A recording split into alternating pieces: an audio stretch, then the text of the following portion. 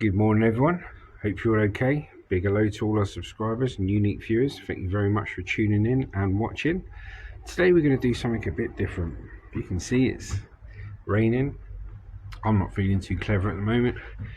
Bit of hay fever, just worn out from work. But I thought it's a great opportunity to do a video about how to become a street scrapper in 2024. I'm going to tell you a bit about our journey, what vehicles we started with, what vehicle we ended up with now and why, what licenses you need, how to approach customers, and how to know if scrap is good to take or not. So, as you can see, it is a rainy day here in Southampton, but we needed a bit of rain to be fair. So, yeah, let's start. Should we try walking around in the garden with the rain? But then I think the phone will get wet, won't it? Nah, we'll stay here for a bit. So when did we start being scrappers? So we started scrapping about 4 years ago. Yeah, I was doing a part-time job to make ends meet, earn some money, and I watched a friend of mine on YouTube who actually did scrapping, funnily enough, and I watched him for entertainment, but then I thought, actually, this seems really good fun. I could do something like this. I could do that. And I went out in our little car at the time. We started with a Suzuki Celerio, and I went out in that little Suzuki Celerio and I said, right, what we're going to do, we're only going to pick up copper. So it's easy as that. So we're only going to pick up copper, we're only going to get copper motors out and copper wire and all this stuff because I can't fit anything else in the car. Turns out you can actually fit 2 washing machines in the back of a Suzuki Celerio. So what I ended up doing was bringing back washing machines, tumble dryers, everything else back home, stripping the motors out and the wires and the copper and everything else. And I thought, yes, I've got some copper. And then I thought, no, I've got all this steel. What do I do with all this steel? Because I can't fit it all in my car at the same time to weigh it in. So then I went and called the guy on YouTube that I watched doing scrapping and said, here, I've got a load of metal here, mate. Do you want all this metal? And he said, yeah, come round. So I said, bring a tenner in your pocket or something like that. So there's probably about 60 quid's worth of steel here. So he turned up. That's how I got to meet him properly. Picked his brains about how to do it, and we went from there. So yeah, I called him up, he came round with 10-15 quid, and I made my first contact in the scrap world. And his advice to me was, why don't you get a small van, go and get your steel, and then you can make a bit of money off it. So I thought, you know what, I think I will. So I squared him away with the metal, about 10-15 quid. He had about 50-60 quid's worth of steel, and I kept all the motors and copper and everything for myself. So then we got the next vehicle after that we got was a Renault Kangoo disability vehicle. It's all I could afford. It was a second-hand one, cost me £1,000, but it had more space than the car, and it had a ramp at the back, so I could put stuff in. So I used that, and I think I used that for a month, and I said, right, let's see how long it takes me to earn that £1,000 back that I spent back on the truck. And I think it took me 3 to 4 weeks in a little truck like that. And I thought, cool, I've earned my money back. I'm actually earning money scrapping. And I would go to the scrap yard, and I learned how to chuck away the metal properly, how to separate it, which is a big learning process. But I did it, and it was cool. And then somebody said they wanted to buy the truck off me for the same money that I paid for it. So I thought, well, that's cool, that's an opportunity, see, because I'll get all my money back. I've used the little disability van for, what, a month, and all the money back that I spent with it, and I could put the money to something a bit bigger. So I did that, got all the money back, and then sold the vehicle, so I had my original grand back as well, put 400 quid to it, and bought a Transit Connect. Now with that Transit Connect, I kept that van for 6 months, and you can fit 6 appliances in a Transit Connect. It was a T230 L90, just an old van, but you could fit 6 appliances in it. I built a roof rack, put it on the top, and so I could take my larger items and this and that. But by this point, I was learning my trade. I'd cut my teeth in my trade. I knew what I was doing. Yeah, I had a lot more experience. I've been in it for 6 months, and what I was finding then was, it's not a question of how much scrap you can fit in your vehicle or you're finding each day with your vehicle. It became how much scrap I was leaving behind, because sometimes I'd go out in that van, because it's a small van, I would fill up in 20 minutes, and then I'd have to go to the scrapyard, weigh in all that metal, come back, go straight back to the place where I stopped scrapping, start scrapping again. And I'd end up doing that 3-4 times a day, which annoyed the scrapyard. Just coming in with 20-30 quid loads. It was annoying for me because I couldn't make progress. So then I thought, right, I need a bigger vehicle. So after the Transit Connect, I went and bought myself a Toyota Dyna, which is a tipper truck. A lot of people use them as sandwich vans, and that truck, and it's a fortune. We'd go out in that truck, we could get really big loads in. It's pretty much, you see the back of my truck there, that's 2.5 meters long, and the Dyna was 3 meters long, so it's only a little bit longer than that. But we stuck with that for, God, must have been a good 6-7 months again. And we were getting loads, man. We were getting 2-3 truckloads a day. We were weighing it in, separating it. The price of scrap had gone through the roof, and it set us up really good for our business. And then the same thing happened with the Dyna as what happened with my first van. A friend of mine needed a truck.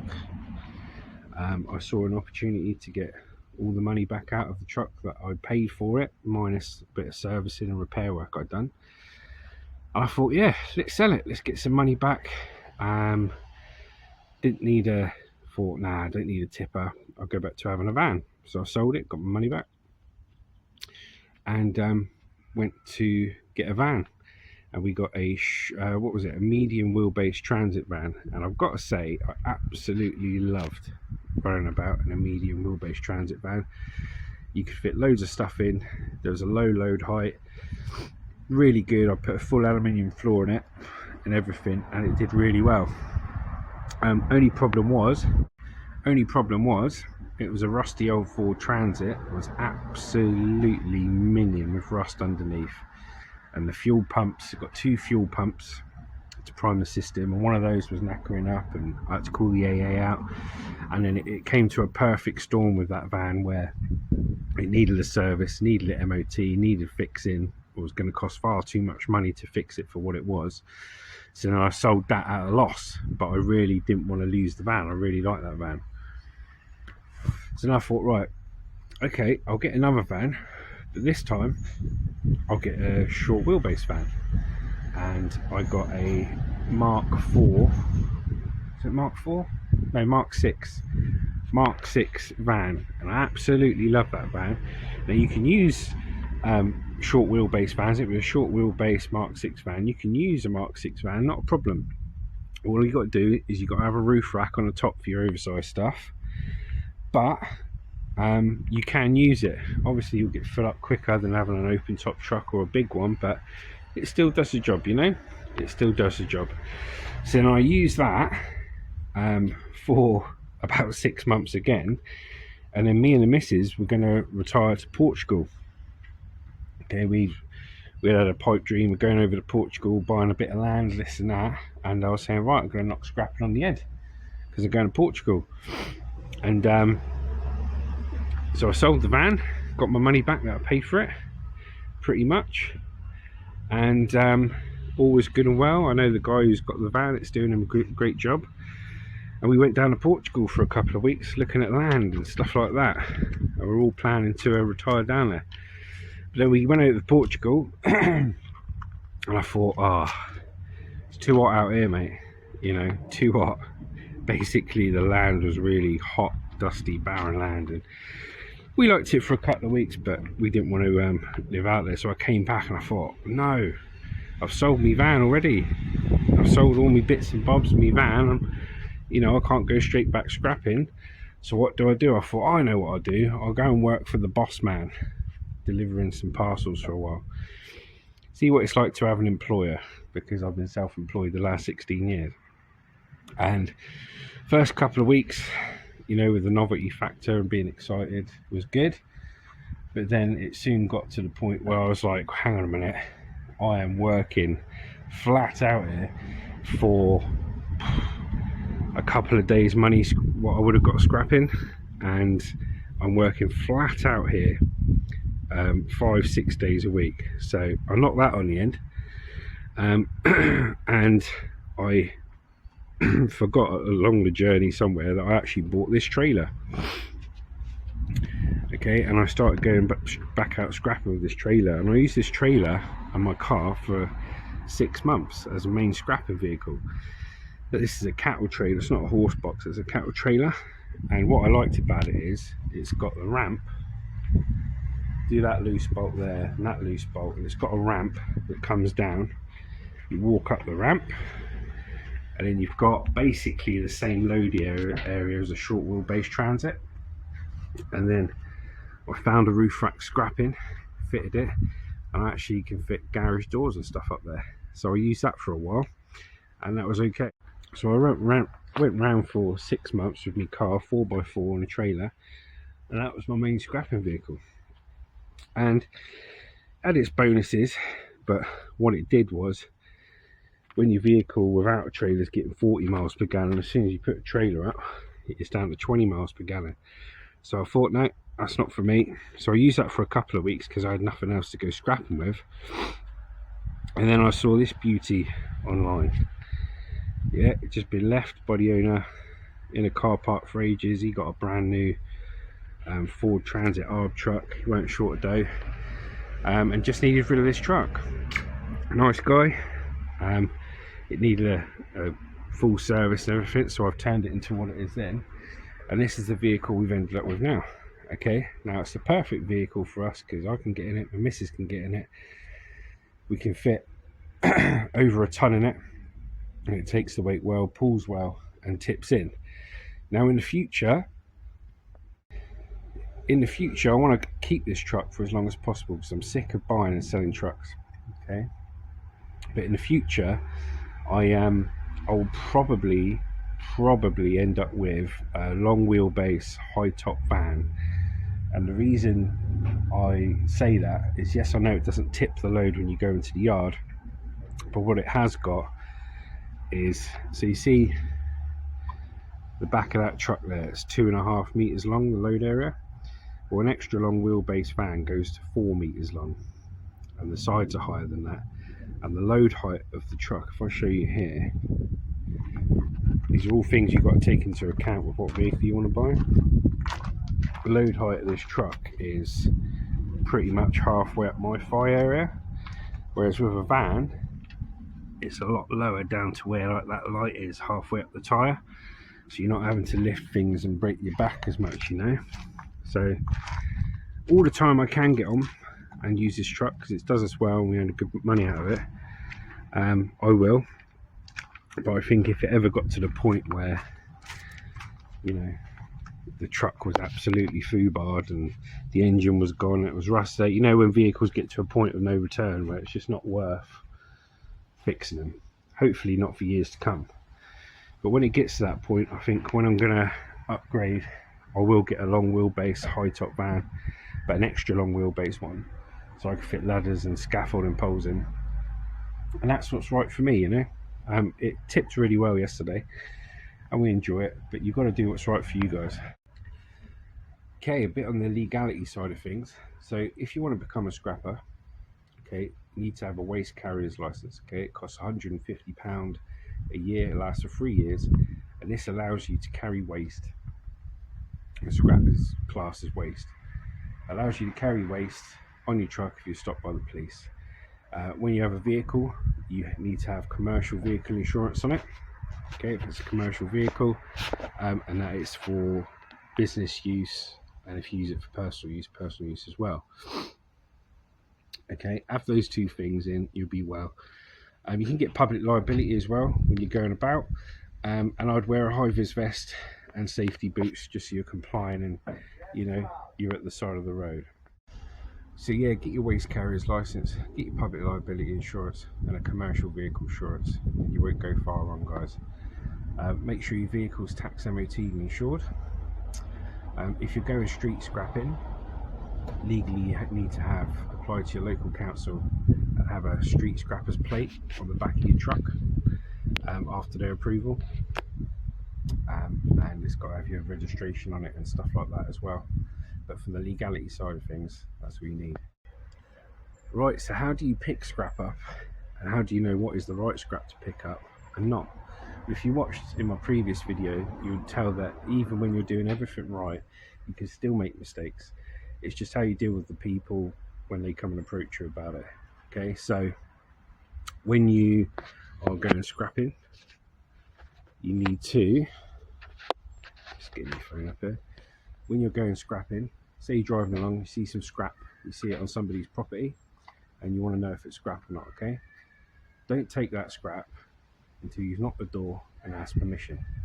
Now, you knock the door and ask permission and say take it away, you can take it, that's fine. Okay, if you knock the door and nobody's there, leave a business card. Yeah, leave a business card and hope they call you back. If the stuff's on their property and you take it without permission, you can get done by the police, because basically you took it without permission. It's theft. Okay, so it's not worth it, guys. Don't take it. If you see scrap out on public land, so you see it on a pavement, you see it on a bit of grass and it's just smashed up and abandoned, take it. Somebody has fly tipped that by putting it out there, and you're well within your rights to take it. Okay, as you drive about, what I recommend doing is when you see the councilman and stuff going to blocks of flats and stuff like this, get friendly with them, say hello, give them your card, tell them who you are, say, look, is it alright to take the scrap here? And then they'll get to know your face and they'll say, oh yeah, that's that geezer, he's alright, yeah, you can have the scrap, mate. Same with customers. Every time you pick up from a customer, give them a business card. Let them spread the word around by word of mouth. You can go on Facebook Marketplace. I don't do any of that Facebook stuff, but you can go on Facebook Marketplace and people chuck out scrap. My business is all done by word of mouth. I give out a card, hope I've done a good enough job, and they recommend me to the next guy. But yeah, that's what you need to do really when you're picking up scrap. Just if it's on someone's property, ask permission. If it's not on the property, just take it, and